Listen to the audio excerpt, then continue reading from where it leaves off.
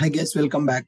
In the last session, we started our discussion related to Kubernetes deployments. So in the Kubernetes, there are several important concepts that we need to understand, right? We have started, these are the important things that we know that we should learn in the Kubernetes. In that we started our discussion related to pod. What is a pod? Pod is a smallest building block in the Kubernetes cluster. In the Kubernetes, every container will be created inside the pod only, right? Pods are running inside the node. In one node, we can create multiple pods also, right? And every pod will have a unique IP address. We can create the pods in two ways. One is by using interactive approach, and the second one is by using declarative approach. So in order to deploy the pods in the Kubernetes, we are using Kubernetes manifest YML. In every Kubernetes manifest YML, 4 sections will be available. One is called API version. Second one is kind. Third one is metadata. Fourth one is the spec. Okay. So here in the API version, we are specifying V1. That is the version for the pod manifest. Kind represents what you want to do with this manifest. I want to create a pod with this manifest. And in the metadata, I'm giving the name for the pod and I'm giving label for the pod, right? Name is different and label is different. Labels are used to identify the pods. Service will use this label to expose the pod outside the cluster. And then specification contains containers information. Inside the pod, which container you want to create, by using which image you want to create the container that we are going to specify as part of this Kubernetes manifest specification. Right? Next one. Here I'm telling this name should be used for the container and this image should be used for the container creation. So this image is available in my Docker Hub. This is a public image. So here Kubernetes will download my image and will deploy. I'm telling that what is my container port. My container port is 8080. This is Java web application which will run in the Tomcat server. Tomcat port number will be 8080. After this, we have seen what are the pods running by using a command called kubectl get pods command we are using. kubectl get pods command will give you what are the pods that are running. You see, there is one pod is running in from last 23 hours. And similarly, we can go for kubectl get a service. What is the service running? The service is running from last 22 hours. So Java Web App Service is running with a node port. And the node port number, it has taken random port number as 30785. So get ports and get service that we are able to see. If you want to check the details of the pod, kubectl get pods -o wide. It will give you the pod, what is the pod IP and what is the node that pod is running. In which node the pod is running and what is the pod IP that we can see by using kubectl get pods -o wide. So this is my pod manifest. In order to see the pods which are created, we can go for kubectl get pods command. If you want to create the pod by using manifest YML, apply -f that YML we are going to give. If you want to describe the pod, kubectl describe pod command. To check the logs of the pod, kubectl logs with the pod name. Get pod running on which worker node. If you want to see the pods which are running in the worker node, then you will go for get pods -o wide. Whenever we create a pod, the pods are running inside the cluster. So for every pod, we will have one IP address. But here, guys, we can access the pods only inside the cluster. So the pods are created in one worker node, my pod is created. So this pod can be accessed only within the cluster. We cannot access the pods outside the cluster. So here, in order to expose the pods outside the cluster, we are going for a concept called service concept. Okay. So now to expose pods, what is the main purpose of the service? It is used to expose the pods. What are the services available? One is a cluster IP, and the second one is a node port, and the third one is a load balancer. So like this, there are three types of services available in the Kubernetes to expose the pods. Now, for example, for my application, I'm creating three pods. For my application, I'm creating three pods. So let me call it as pod 1 and pod 2 and pod 3. Three pods I have created, and every pod will contain its own IP address. Every pod will contain its own IP address. Got it. Now, when the pods are created, three pods are created in the two worker nodes. Assume that first two worker nodes created in first two pods created in the first worker node, last pod is created in the second worker node. Okay, guys. So there are three pods are available. There are three pods available, and for every pod there is a IP address. For every pod there is a IP address.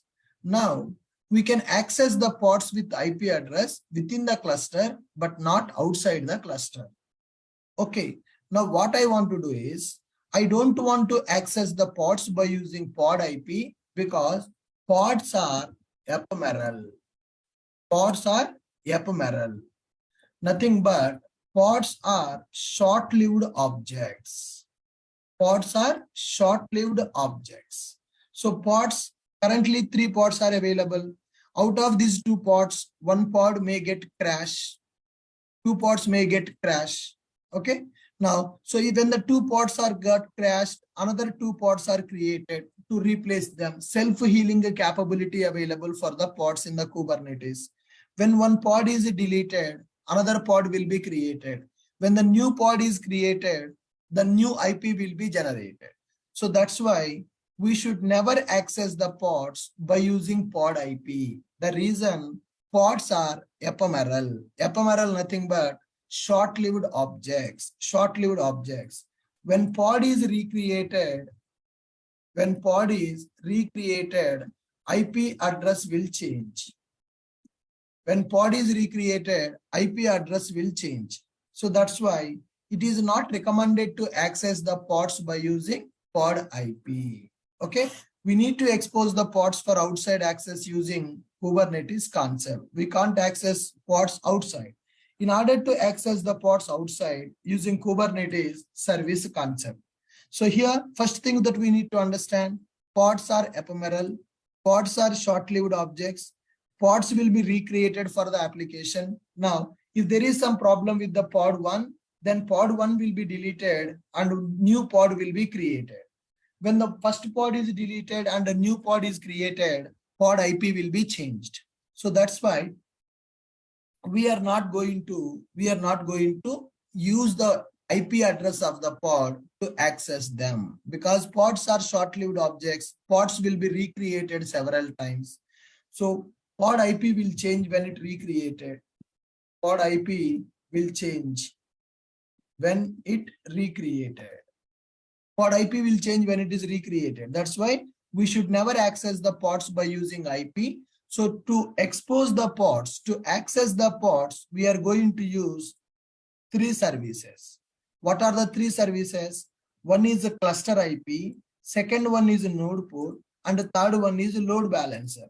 Sir, here, what is the meaning of a cluster IP? For all the three pods, instead of using the pod IP, I'm going to generate one cluster IP. That means to access the pods within the cluster. So instead of using the pod IP, I'm going to generate a service by using cluster IP. When I use a service cluster IP for the pods exposing, what is the advantage? For all the pods, one IP address will be generated. All the pods will be mapped to one IP address. For example, the IP address is generated like this, 192.168.1.1. Like this, one IP address is generated for the pods, and this is a cluster IP address. Now, every pod is having its own IP, but we cannot use the pod. We should not use the pod IP. Why we should not use the pod IP? Pods are ephemeral. What is the meaning of that? Pods are short-lived objects. What is the meaning of short-lived objects? Several times pods will be recreated when there is a problem. When the pod is recreated, its IP address is going to change. So we should not depend on the IP address of the pod to access them. So I want to get one unique IP address. That IP address should not change in the future. I want to access my pods. For the pods, IP is available, but I don't want to use the pod IP because it may recreate in the future. So that's why I want to generate one common IP address to access all the pods. So that's where we are going to expose the pods by using a service called cluster IP. So what is the meaning of a cluster IP? Cluster IP nothing but for all the pods, one IP address will be generated. Within the cluster, we can access the pods. Within the cluster, we can access the pods. So if you expose your pods by using cluster IP service, those pods are accessible only within the cluster, not outside the cluster. Are you guys able to follow me?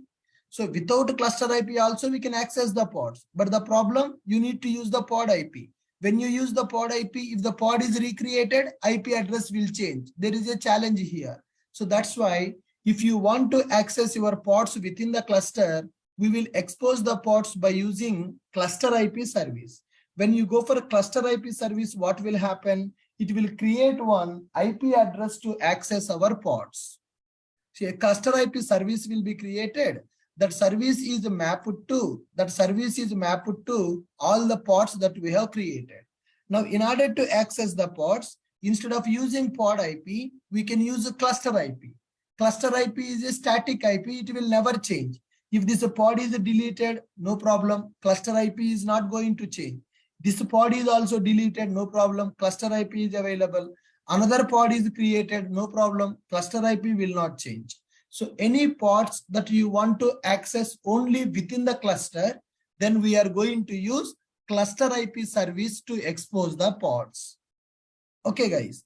Now suppose I want to access pods outside the cluster also. If you want to access the pods outside the cluster also, then you need to go for either node port service or you need to go for load balancer.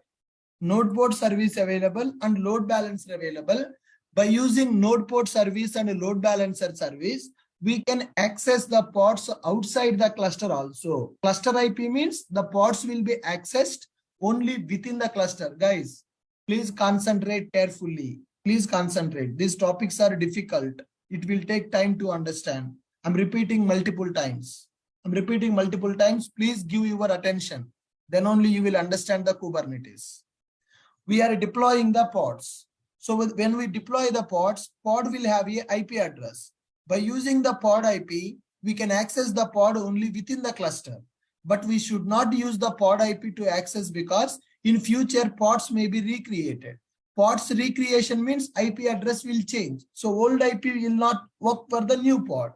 So that's why if you want to access the pods only within the cluster, we need to expose them by using cluster IP service.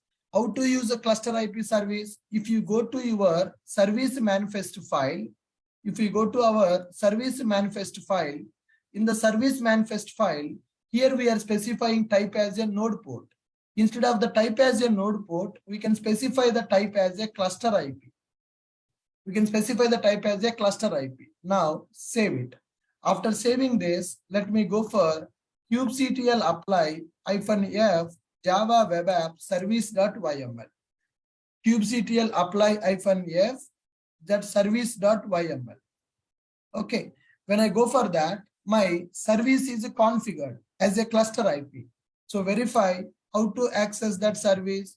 kubectl get service. When I go for kubectl get service, can you see my Java web application service is created. The service type is a cluster IP. The cluster IP is the cluster IP service is having a IP address. Cluster IP service is having a IP address. Where we can access this IP? Can I access this IP address outside the cluster? Can I access that from my browser? No, that is not possible. That IP address we cannot access outside of the cluster because it is a cluster IP.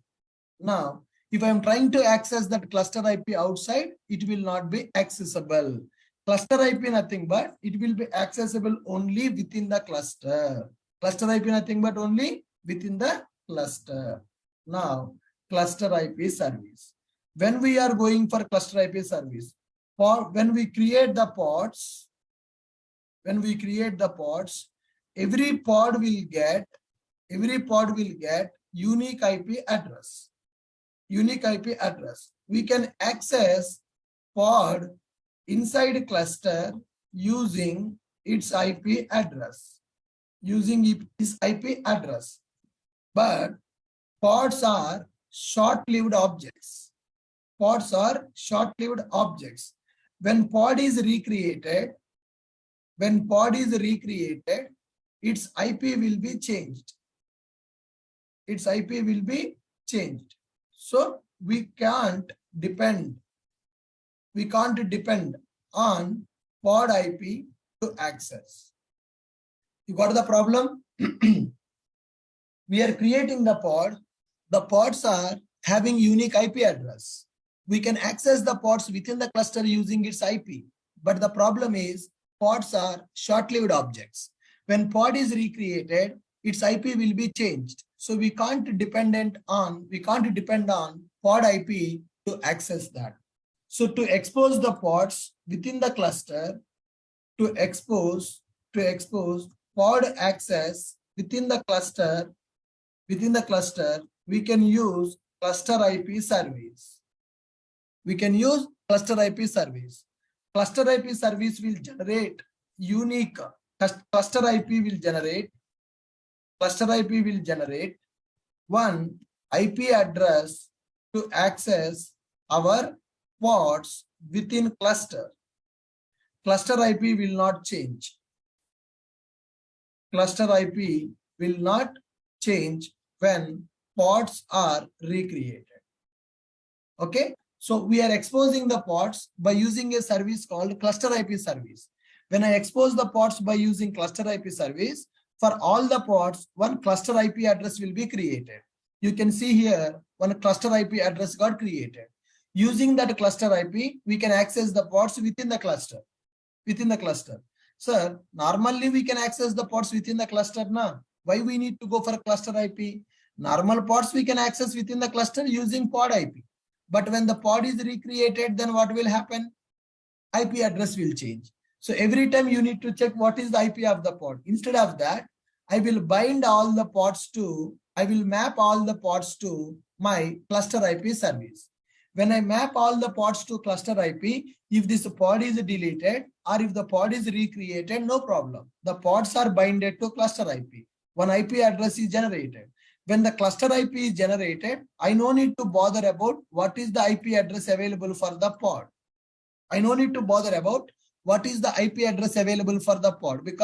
cluster IP is created. The cluster IP is a static IP. By using this cluster IP, we can access all the pods which are belongs to that. Now, how my service will identify which pods are belongs to cluster IP? That's where in the pod manifest file, we are writing a label for the pod. In the pod manifest file, we are writing a label for the pod. Label app Java web app. So this label I will give to my service to identify the pod. Okay, guys. This label I will give to my service. In my service, if you see, there is a selector. Service selector will identify, service selector should match with the pod label so that this service will understand which pods it has to map, which pods it has to expose in the service. Now, in the pod manifest file, if you observe, I have given the pod label as app::Java web app. In the service manifest, I have given selector as app Java web app. This is basically my pod label. So now here service type, I can give node port or I can give cluster IP. If I give the cluster IP, then what will happen? One IP address is generated for my pods and this service is exposing all the pods. Where we can access this? We can access only within the cluster, but not outside the cluster. If I want to access my pods outside the cluster, I need to go for service type as a node port or I need to go for load balancer. Are you guys clear with what is the cluster IP?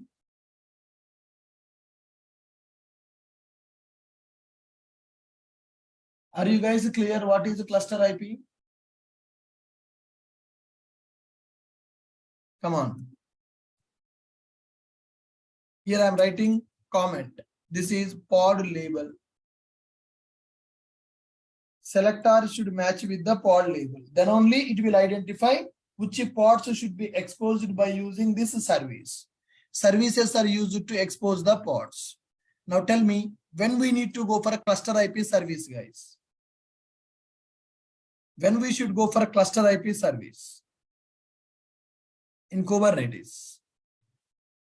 When we should go for cluster IP service to expose the pods within the cluster or to expose the pods outside the cluster.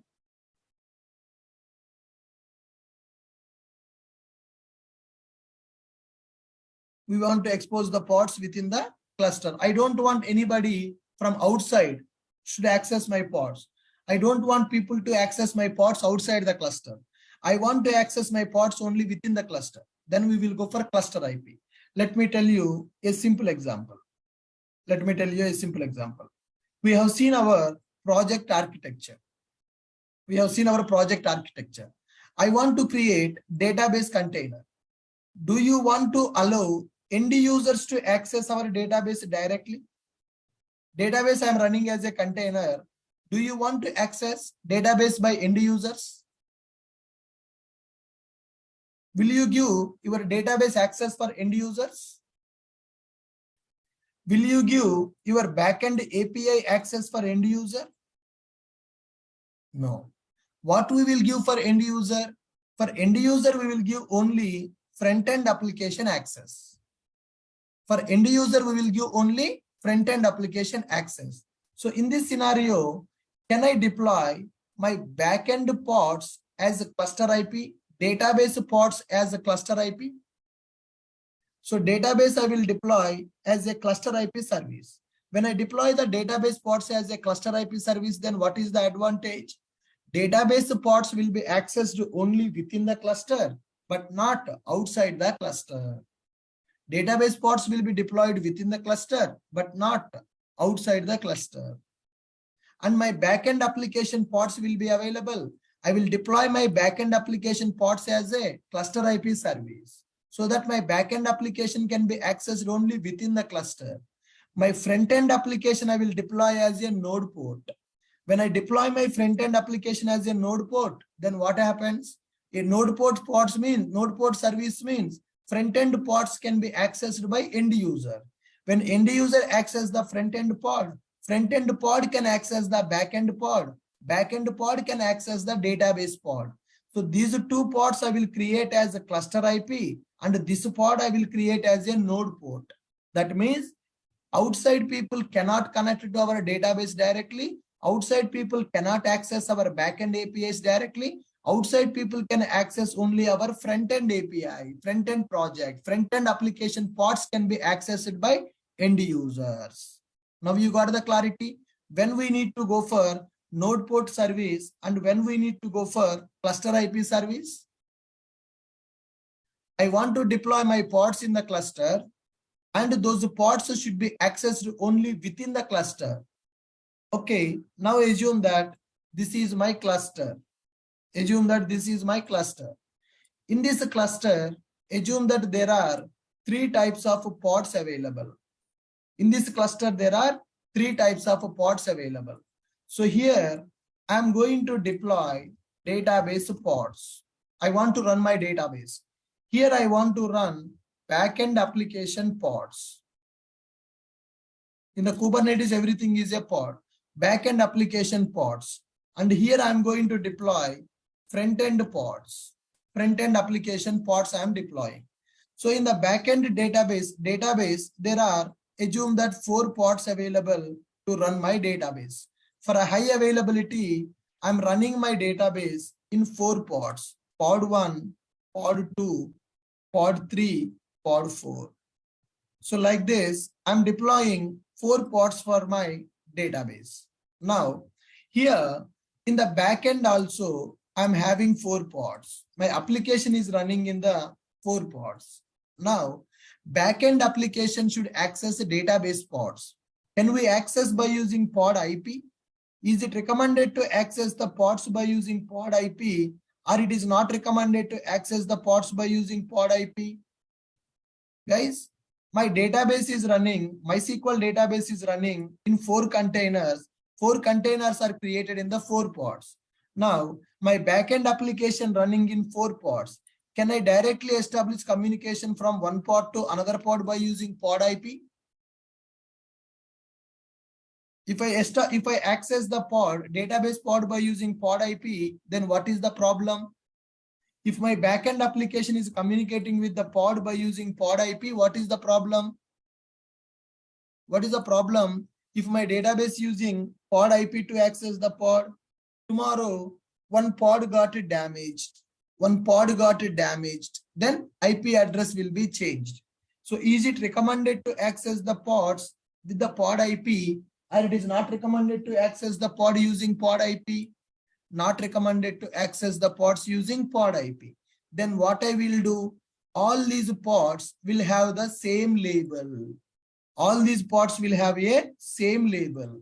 For all these pods, I will create one service called cluster IP service, CIP, nothing but cluster IP. Now this cluster IP will expose all these pods. This cluster IP will expose all these pods. Now, what my backend application will do? My backend application will access the database pods by using cluster IP, not with the pod IP. Okay, when I expose the database pods by using cluster IP, database pods are accessible outside the cluster. Database pods are accessible only inside the cluster. Database pods are accessible outside the cluster. Database pods are accessible only inside the cluster with the cluster IP. Only inside the cluster. Now, there are 4 pods available for the database. Do I need to remember the pod IPs, or I need to remember only cluster IP? Do I need to remember the 4 pod IPs, or I need to remember only cluster IP? Only cluster IP.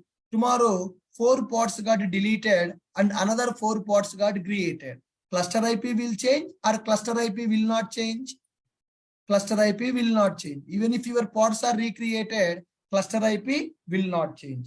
Now, my backend application will connect with the database pods by using cluster IP address. Okay, my backend application is available. Backend application having 4 pods. 4 pods are having 4 different IP addresses. My front-end application want to communicate with the backend application. Can front-end access the backend pods by using pod IP, or it should not access by using pod IP? Front-end application should access the back-end application by using pod IP, should not access by using pod IP, should not access by using pod IP, because my back-end pods also can be recreated. When the back-end pods are recreated, then what will happen? IP address is going to change.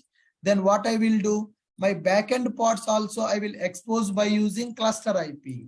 Okay, for all the back-end pods, I want one unique IP address. That IP address should not change.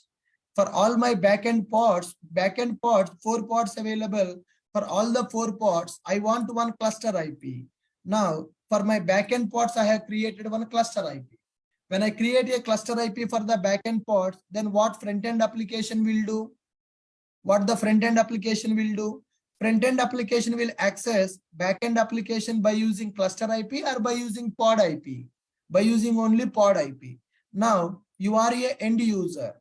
Can you access my database pods directly from outside? You are outside of my cluster. You are an outside user. You are an end user. You are an end user. Now, can you access my backend pods? Can you access my backend pods? Where my backend pods are running? My backend pods are running in the EKS cluster. Where my front-end pods are running? Front-end pods will run in the cluster. Database pods are also running in the cluster. Now, you are an end user. As you are an end user, can you access my database directly? Can you access my database containers? You cannot access my database containers because they are in the cluster. They are exposed by using cluster IP. Cluster IP will give you IP address. That IP address you can access only within the cluster. Now, can my backend pods can my backend pods access database pods by using cluster IP? Guys, can my backend pods access database pods using cluster IP? Yes, database pods are running in the cluster. Backend pods also running in the cluster. Backend pods can access the database pods by using cluster IP. IP address is only one for the 4 pods. All the 4 pods are mapped to one cluster IP. One unique IP address will be available. My backend application will access the database pods by using cluster IP. So backend pods are in the cluster, database pods also in the same cluster. So backend pods can access database pods within the cluster, but outside people cannot access that. Outside people cannot access that. End user can access my backend application, or end user cannot access my backend application. End user cannot access my backend application. Now here I'm going to create 4 pods for my friend, or else I am creating 2 pods for my front-end application. I'm creating 2 pods for my front-end application. Okay, guys. Now, so here, can I give IP address for end users to access my pods, my pod one front-end pods? Are we going to give IP address for the user to access our pods, or we should not give IP address to access our pods? We should not give our pod IP address because pods are short-lived objects. Now, I want to expose front-end pods for outside access. I want to expose front-end pods for outside access. Can I go for cluster IP to expose front-end pods, or I should go for node port? Either I need to go for node port or I need to go for load balancer. Now, these front-end pods I'm going to expose. These front-end pods I'm going to expose by using node port service or by using load balancer. This node port service is mapped to these 2 pods. Now, can end user access my pods now? Can end user access the node port now? Can end user access the node port? Yes, node port means it will be available outside the cluster also. Cluster IP means it will be available only within the cluster. Now you got the clarity when to expose the pods using cluster IP, when to expose the pods by using node IP, node port, basically.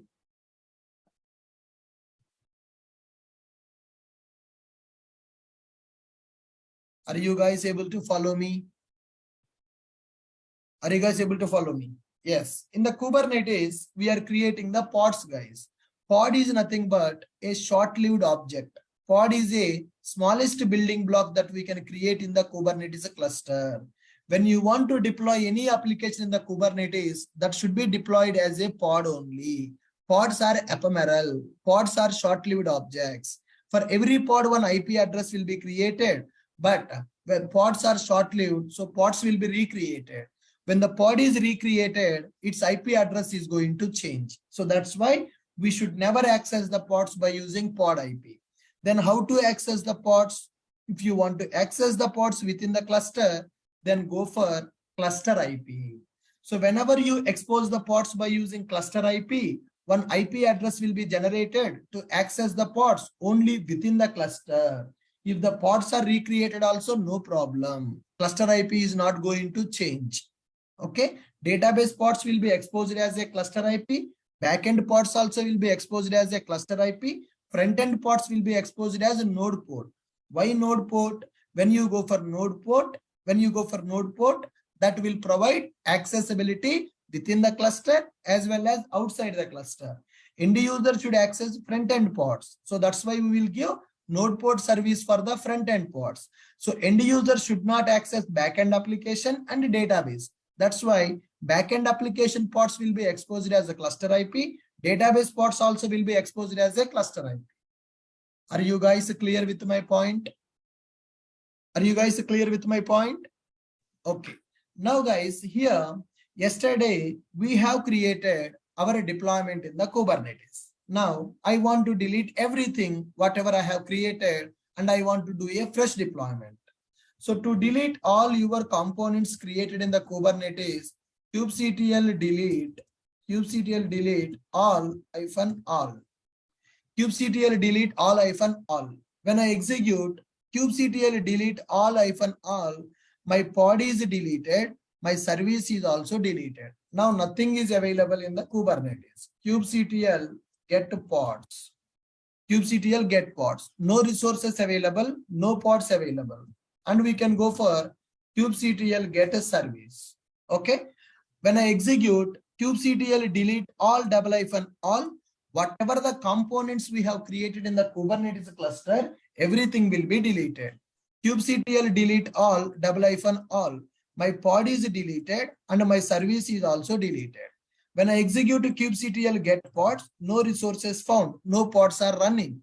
When I execute kubectl get service, my Java service is not available. Only Kubernetes cluster IP service is available. That is related to cluster, not our service. So our pod is deleted and our service is also deleted. Now I want to create the pod and I want to expose the pod by using service. Do you know how to create the pod and how to create the service? In order to create the pod and in order to create a service, we need a manifest file. Now, let me go for VS Code IDE to write the manifest files. Manifest file is a YML file. So we are going to use VS Code IDE to write our manifest files. VS Code IDE is one of the recommended IDE to develop the manifest files. Okay. Let me create one manifest YML by using VS Code. So spaces, spelling mistakes, okay, that we can understand here. I'm creating one folder, Kubernetes YMLs. Okay. Now I'm going to my command prompt and I will execute code space dot, then VS Code IDE will open. So this is my VS Code IDE. In this VS Code IDE, you can go for the extensions and you can install one extension called YAML extension. Okay. So you will get the support for the YML. If any mistakes are there in your YML syntax, it will tell you that. YML language extension will be available. You need to install that YML extension. I have already installed the YML extension in my VS Code IDE. VS Code IDE is a Visual Studio Code. This is one IDE given by Microsoft. In this IDE, we can write our YML, new file. I want to create a new file. I want to create one YML file. Okay.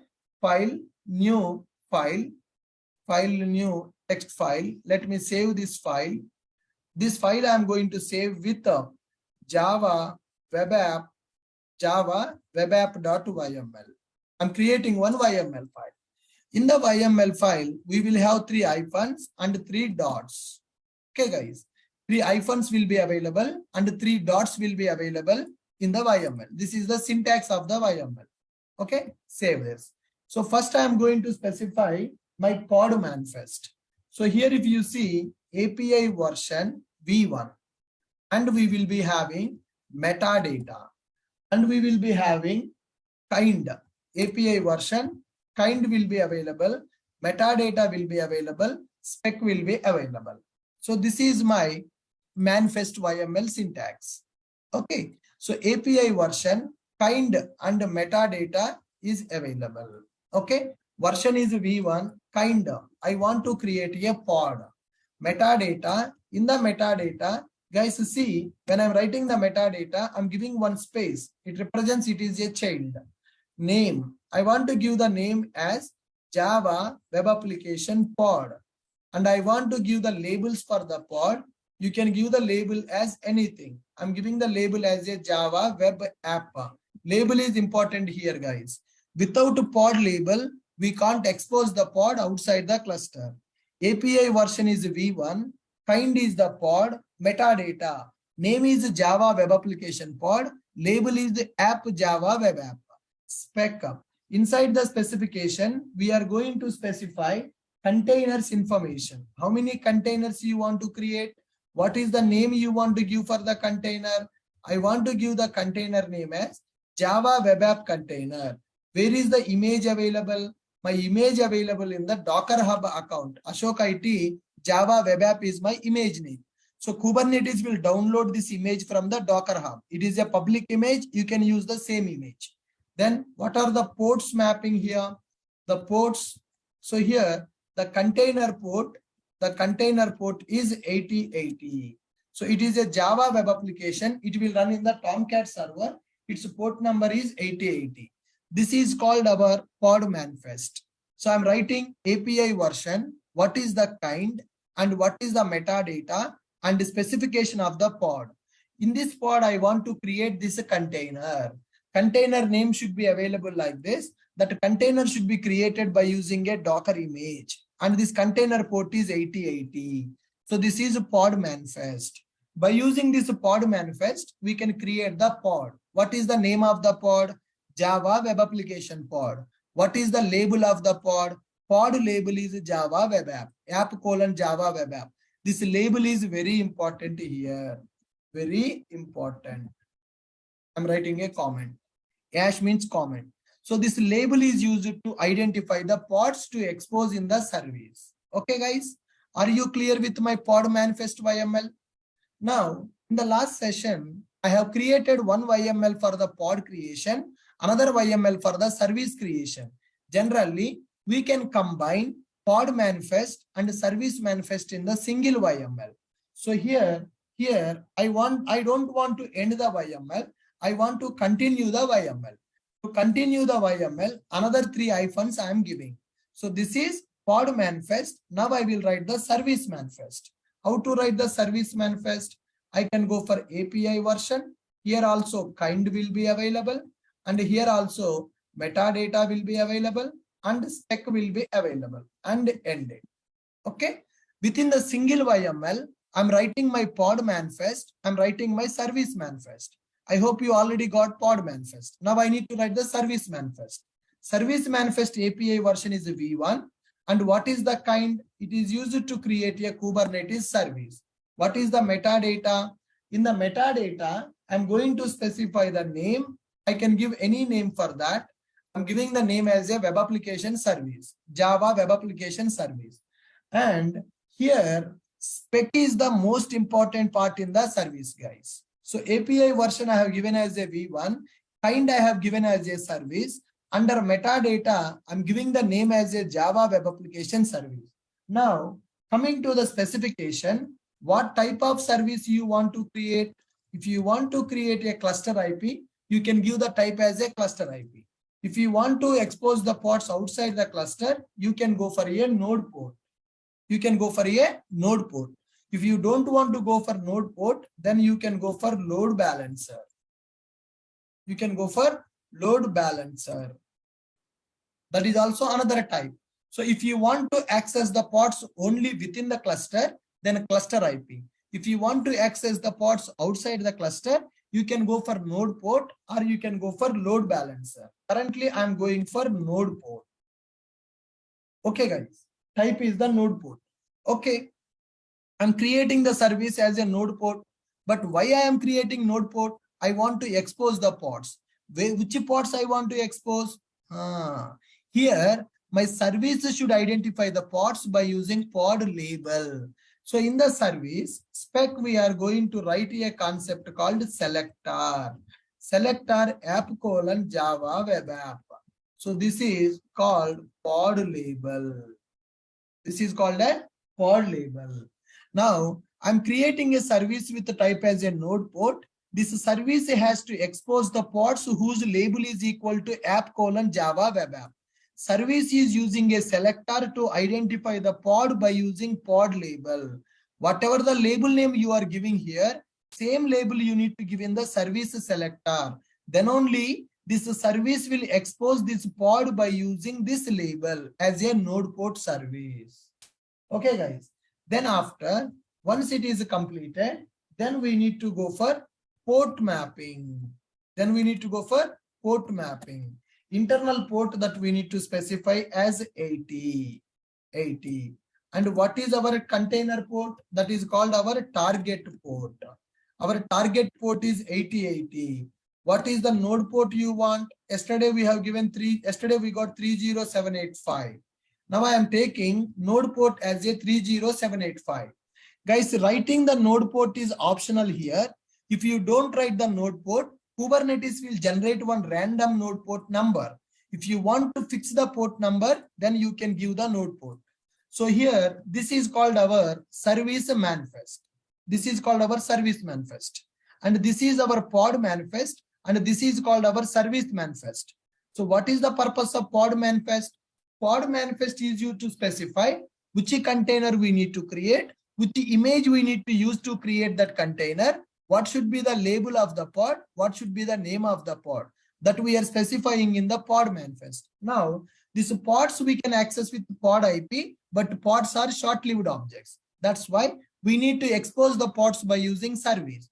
To expose the pods by using service, there are three types of services available. One is a cluster IP, and the second one is a node port, third one is a load balancer.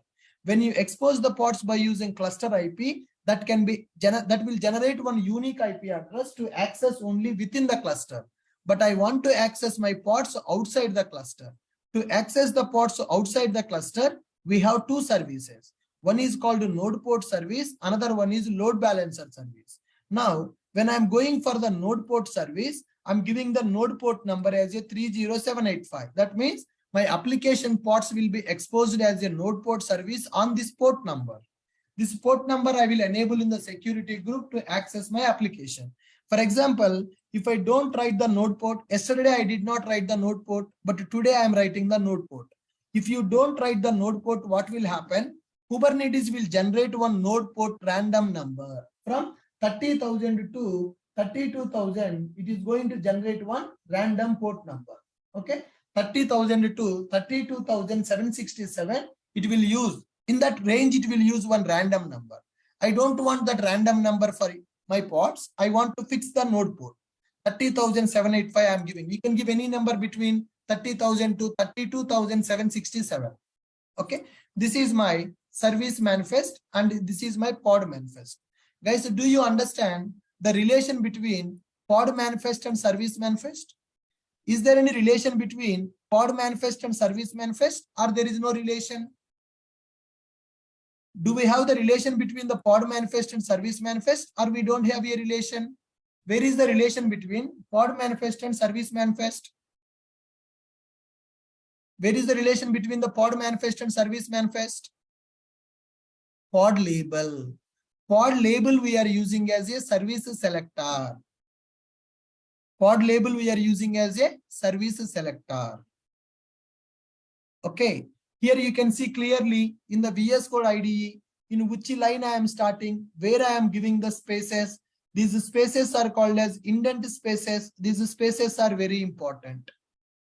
This is YML syntax. This is YML syntax. Okay, my manifest file is ready. Let's go to Kubernetes. Let ls-l. Yesterday I created web app pod.yml, service.yml. Let me remove them. rm java star.yml. Okay, ls-l. Now those files are not available. I want to create a single YML file. In that YML, I am combining my pod manifest as well as I'm combining my service manifest.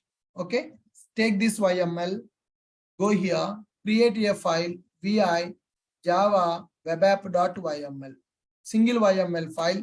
In this YML file, I'm keeping my pod manifest and service manifest. So this is kind is pod, here the kind is service. This is a pod label, and here service selector is using pod label. Type is a node port and node port service is available. Port number I'm giving 30785. Any one number. Now, before going to do this, apply, execute, kubectl get pods. Do we have any pods? We don't have any pods. Then go for kubectl get service. Do we have any services? We don't have any Java service here. Pods are not available and my service is not available.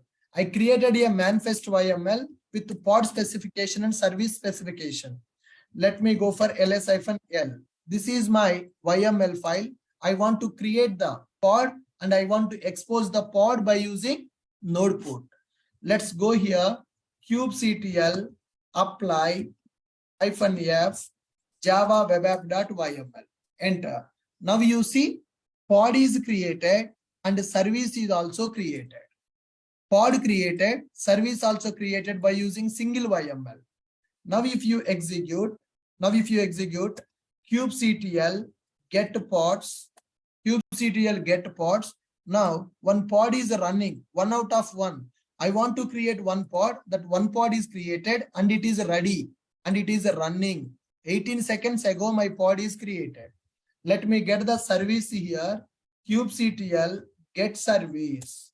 When I execute kubectl get service, Java Web Application Service is created with the type as a node port. When you go for node port, you can ignore the cluster IP. So Java Web Application Service is created with the type as a node port. Node port number is 30785. 30785. Within the cluster, my node port is running on the 80 port number. For outside the cluster, the node port is 30785. Within the cluster, it is using 80 port. Outside the cluster, it is using 30785.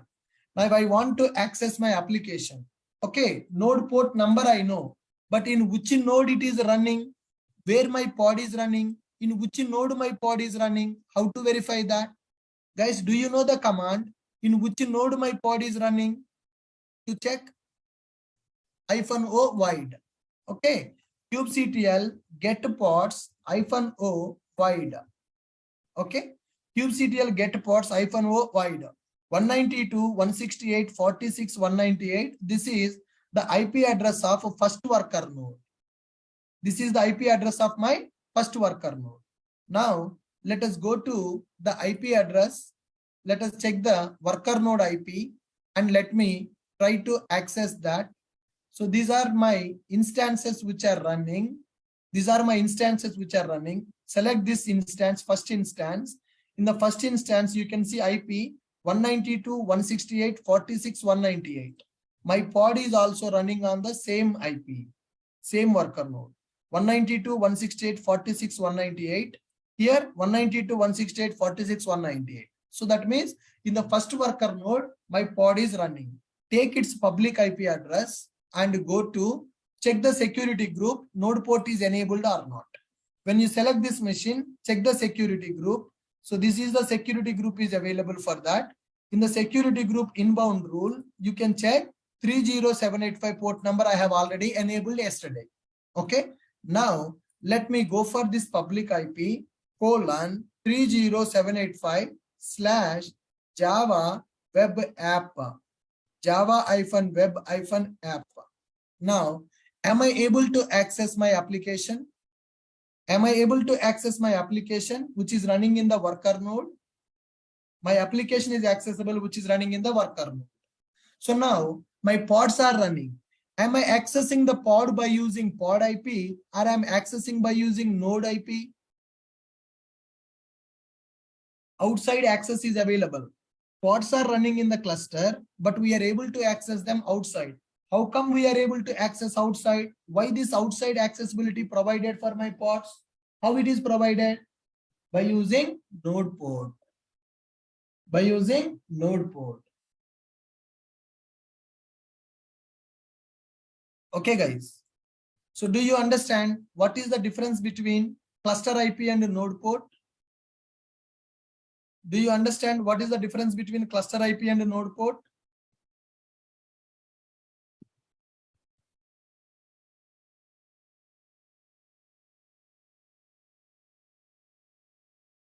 Yes. So when you want to deploy the pods with the cluster IP, we will specify the type as a cluster IP. Okay. Then what is the node port? Node port service is used to expose the pods outside the cluster. Node port service is used to expose pods outside cluster. Node port service is used to expose our pods outside cluster. Pods outside cluster also. Okay. When we use node port service, we can specify node port number in service manifest. Okay, guys.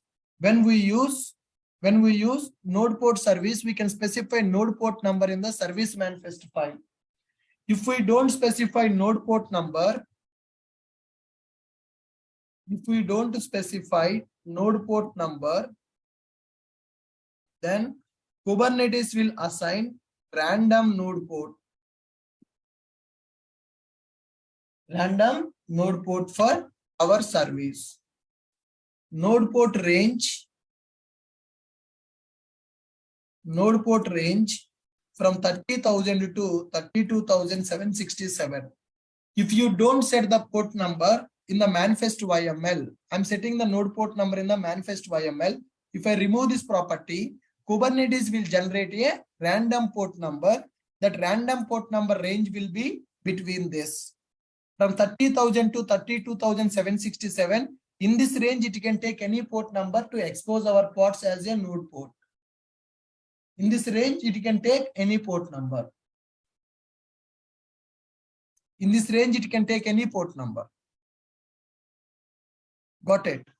Now, pod and service, combining pod and service manifest. I have combined manifest file for pod and service specification.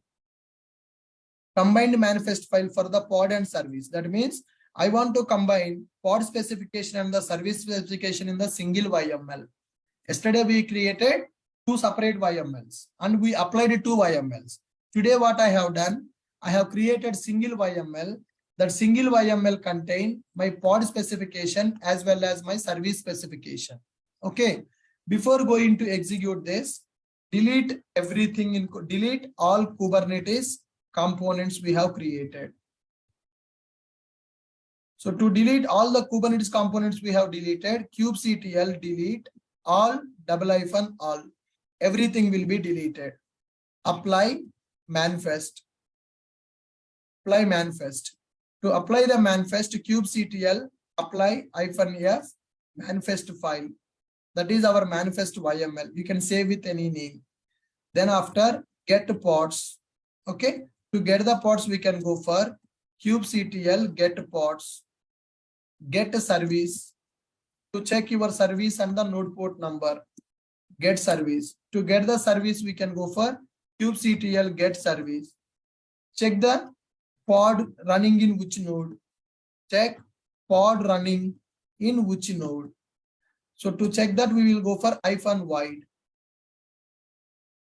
Check the pod running in which node. We can go for kubectl get pods -o void.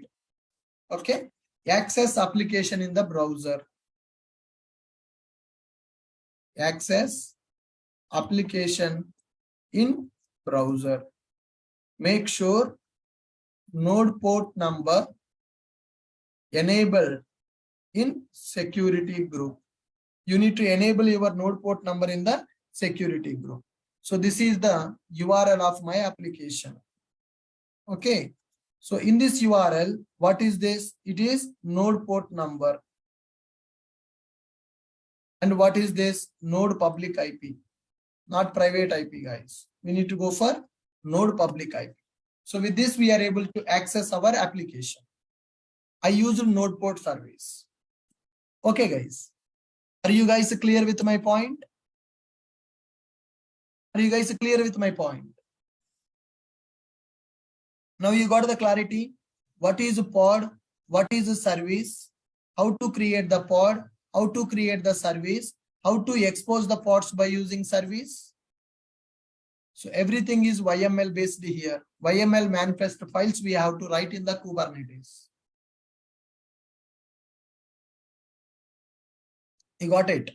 Whenever you are writing the manifest YML, use Visual Studio Code IDE. In the Visual Studio Code IDE, install the YAML extension.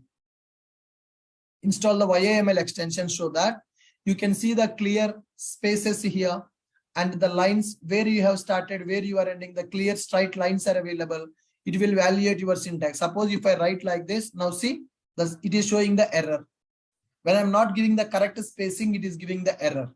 Okay. We need to give the correct spacing. Those spaces are called as indent spaces. YML will follow indent spacing.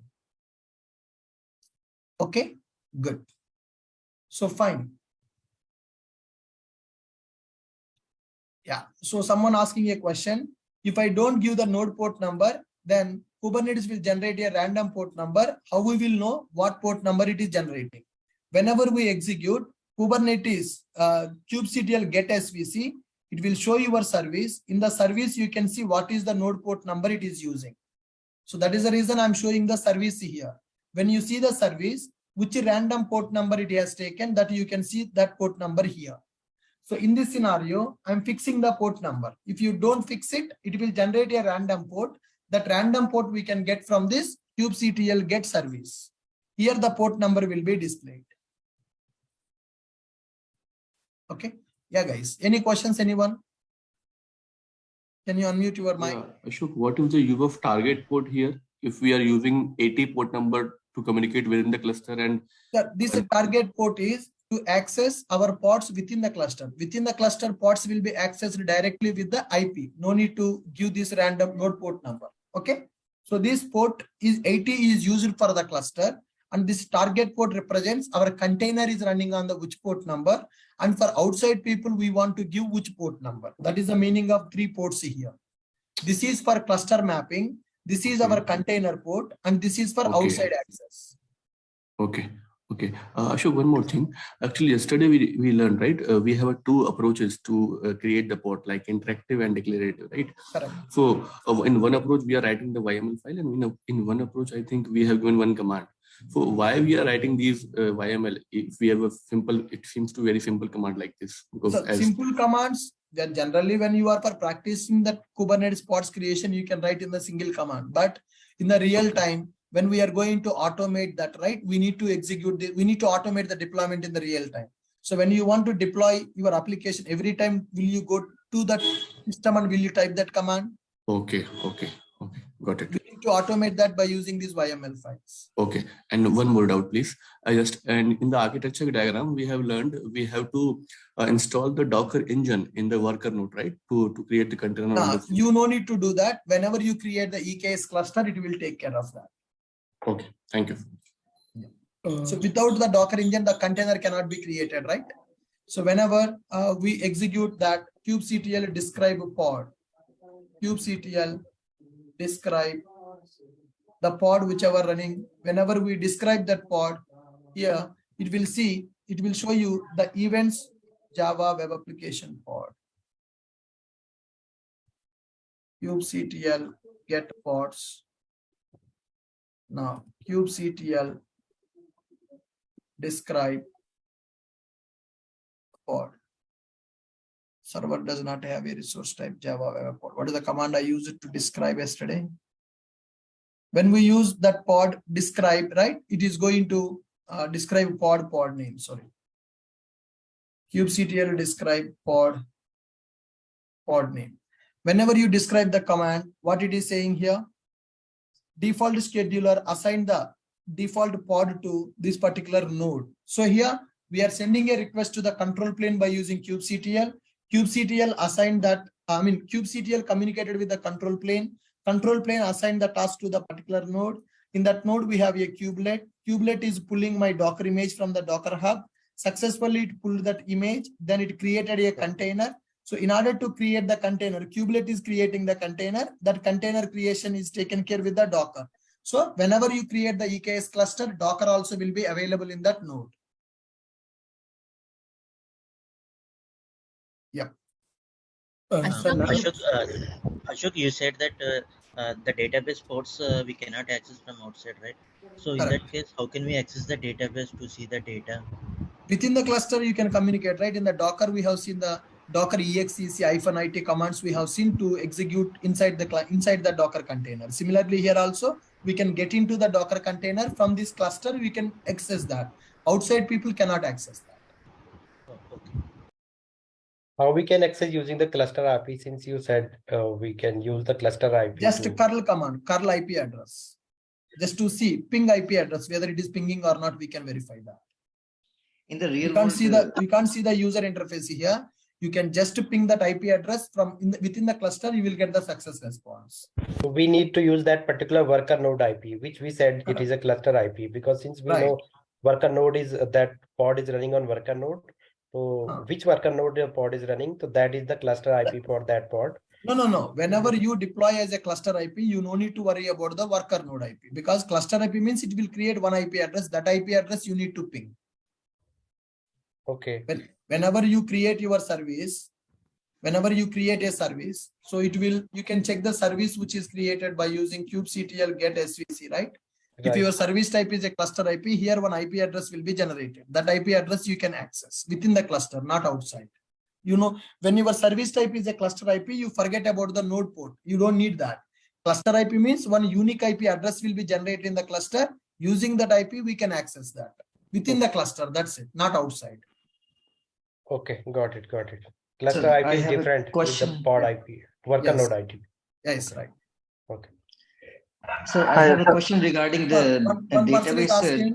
One person is asking how to stop the EKS cluster. You can't stop the cluster. The only thing you can do is you can delete the cluster. You can't stop the cluster.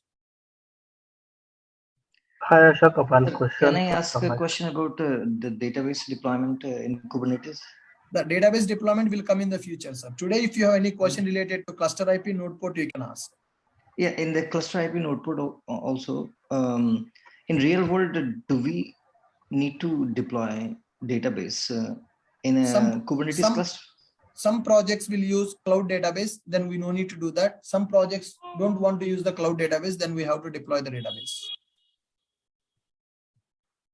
Okay. It depends upon your project architecture. Yeah, Ashok. Yes. So sometimes we, after the deployment, after our API deployment, we might need to verify, API alone in the browser, right? Or in any REST API client, like Postman or somewhere. Like, how can we do that in this case if you deploy that API as cluster API? So the REST API that if you want to access within when in dev environment, I'm talking about in the dev environment, we can deploy as a node port and we can access. When it comes to the production, we can go for the cluster IPs. Okay. Ashok? Yep. So yesterday we got an error while creating the instance. So normally we won't select the security default group, right? So yesterday while we are selecting it, we are getting an error saying that timeout. The server. You can select the default security group. There is no problem with that. No. While selecting the default itself, we are getting it. If you are not doing it, it is working properly. Can we use like that, or default security group is mandatory while creating? I'm not understanding where you are talking about. In which while creating the instance. EC2 instance. Yes. Why it will give the problem? Yeah, we are getting an error. Yeah, so correct. Out of you select the Ubuntu image. Yes, Ubuntu instance image. type, key pair. So at the bottom, you can see. Yeah. Yes. There is no error here, no? No, we are getting an error. We are not sure why. Yeah, then you can select this one, this security group, create new security group, no problem. Okay. It is no problem, right? Yeah. Sure. We have done that. We just want to. No problem. We can get these type of issues. Sorry? So we can create the proper network group. Yeah, guys. So here AWS is not covered, so they don't have idea on the VPC. In the AWS classes, you will understand all the information related to all this stuff. Yeah. Currently, if your default group is not working, then you can select a new security group, no issue. It is just for a client machine, right? You can use it. Okay. Hello, sir. Yep. So for this node port, we are creating the YML file, right? Today you right. Yes. So for that cluster IP, that YML file will be different, or it will be same. Everything is same, just the type is going to change. So if we create cluster IP, then what changes we need to do in the YML file? Just you change the type from node port to cluster IP. That's it. Okay, no other changes, right? No. Only service type is going to be different. Even if you want to go for the load balancer, just we will change the service type to load balancer. At that time, this is not required. And cluster IP we will get with the get svc command. Yes. Okay. Ashok, what is the difference between node port and the last one, other load balancer? Load balancer. That we will discuss in the tomorrow's class. Tomorrow we have a class, guys. So don't think that tomorrow is Sunday is holiday. No. So tomorrow we have a class. So tomorrow is a long session in the Kubernetes. So tomorrow I will take the class from 7 to 10.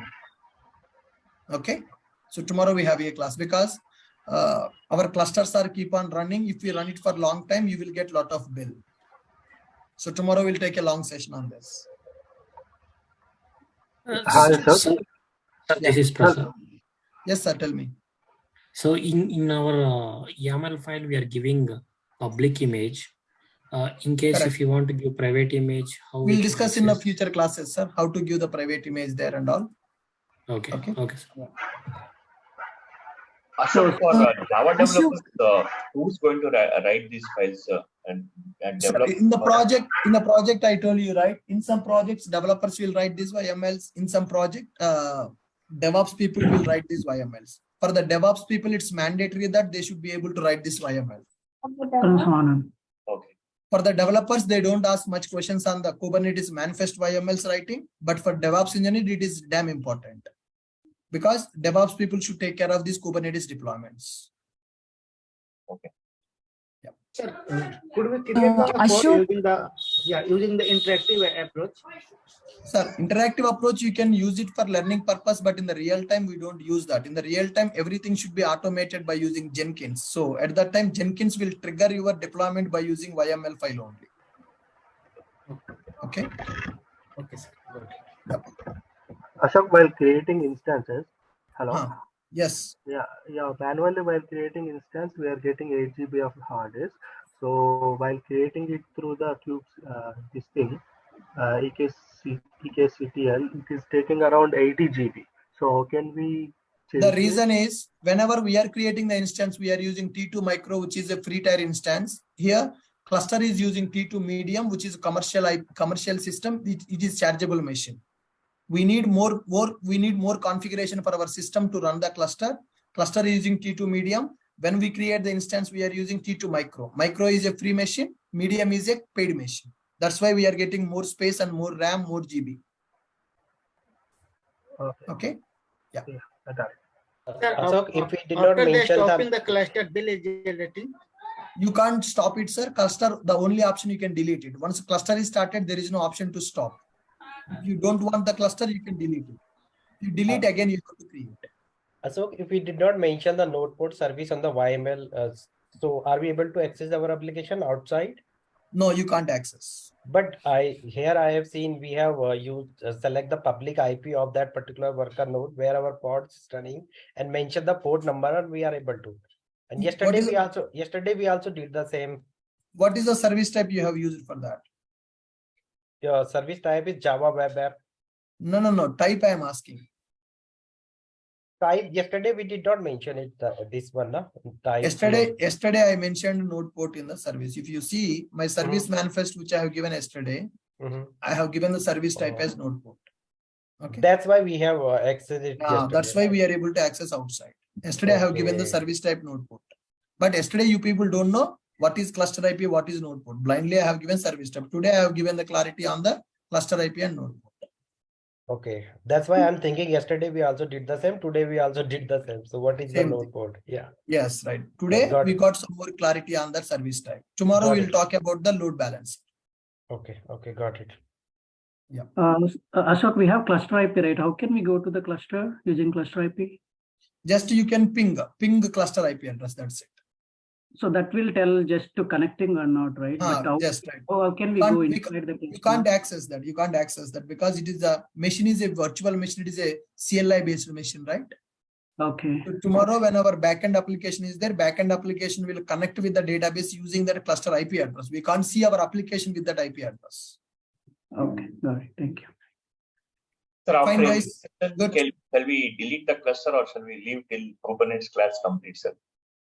No, sir. Guys, don't delete the cluster. We need practice for next 1 week. Don't delete the cluster. If the bill is generated, no problem. We can make the bill as 0. Don't delete the cluster. If you delete it again, you have to create it. I told you very clearly. I told you very clearly. The cluster, once you create, you can't delete it. You can't stop it. You need to only terminate it. If you terminate, you can't practice it. Okay. So bill will generate 3,000 to 4,000 bill will come in the AWS, but you don't need to pay that bill amount. You can ask AWS to remove your bill and they will make your bill as 0 for first time. Okay. So all you are using AWS for first time, your bill amount will be waived off by AWS support team. I will tell you. Once the Kubernetes classes are completed, we will raise a request to the AWS team to make our bill as 0. Okay, sir. Ashish, why you need to delete and create the cluster every day? So don't do that. So leave your cluster like this. It will run for 10 days, no problem. 3,000 bill will come. That 3,000 we can ask AWS to make it 0. Deleting and creating every time, it will create a lot of problems, right? Sir, for just practice purpose. Yeah, for practice purpose. Yes, for installing and deleting make more sense about the Kubernetes. Yeah, if you want to do it, you can do it, but not required. Okay. Because it is just a single command to create the cluster, right? How many times you practice the same command, you will copy paste and you will execute. Yes, sir. Yeah. Okay, sir. Ashok, if you take class from 7 to 10, it will be 12:30 in the night in USA. So it will be not flexible for US people to join. So yeah, we will reduce 1 hour then. 9 till 9:30 I can take. Yeah, okay. Thank you. Thank you. Good. Because Kubernetes is very difficult, guys, and it will take a lot of time. So I don't want to give holiday on the Sundays also till Kubernetes is completed. Okay. Once Kubernetes is completed, we can relax. Kubernetes is the most important and difficult part. Ashok, one last question. Yeah. So just for practice purpose, I just terminated cluster VMs yesterday, and they get created automatically. But yes. But I didn't get the pod details. So I just manually run the pad this thing, YML file, then they create it. Yes, sir. Whenever you delete the machines, right, automatically they will create. Then you need to recreate your pods. Okay. They don't create automatically. No. Okay. If you delete your machine will be recreated. Another machine will come because cluster will use auto scaling concept. So with this, what you guys understood, AWS knowledge is very important for the DevOps engineers. How the pods, how the cluster is created, how the nodes are created. If you delete the nodes, how the nodes are recreating. After our Jenkins completed, we will start with the AWS classes. Then you will get the clarity on that. Okay, fine, guys. With this, I'm stopping for today. We'll meet in the tomorrow's class. Tomorrow at regular time only we have class at 7 o'clock. 7 to 9:30 class will be there. Okay, please plan accordingly. Thank you, guys.